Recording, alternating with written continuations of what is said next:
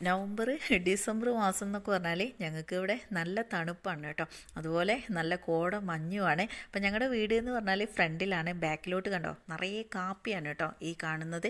അപ്പം ഫ്രണ്ടിലെ ഈ ഒരു വാതിൽ തുറക്കുന്ന സമയത്ത് എനിക്ക് കിട്ടുന്ന ഒരു സന്തോഷം എന്ന് പറഞ്ഞാൽ എൻ്റെ ചെടികളാണ്. അപ്പം ഞാൻ കൂടുതലായിട്ട് ഇൻഡോർ പ്ലാന്റ്സ് ആണ് കേട്ടോ വീട്ടിൽ വെച്ചിട്ടുള്ളത്. എന്നാൽ ഓവർ കെയറും ഇല്ല, എന്നും നനയ്ക്കും വേണ്ട, 10 ദിവസം കൂടുമ്പോൾ ഒക്കെ നനച്ചാൽ മതി.